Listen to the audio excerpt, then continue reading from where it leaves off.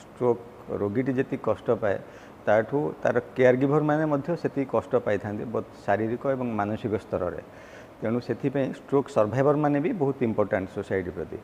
से जो स्ट्रोक आमर जो कारण अच्छी भर दुईटा कारण दी प्रकार अच्छी गोटे हूँ मोडिफाएबल रिस्क फैक्टर आ गोटे हूँ नॉन मोडिफाएबल रिस्क फैक्टर।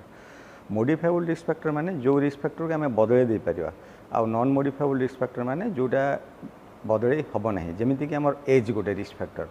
आमर 65 वर्ष पर प्रति डिकेड्रे स्ट्रोक रिस्क प्राय 2 गुणा हो जाए। तेणु एजटा गोटे इंपोर्टेंट रिस्क फैक्टर कारण एजिंग सहित आमर सबू ऑर्गन जमी पुराणा हुए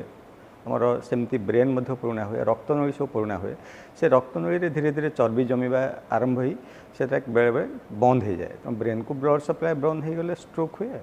तेणु ये जो यहाँ हूँ नॉन मोडिफाएबल रिस्क फैक्टर सेमती कि जेंडर मेल मान को पुरुष मान को अधिका स्ट्रोक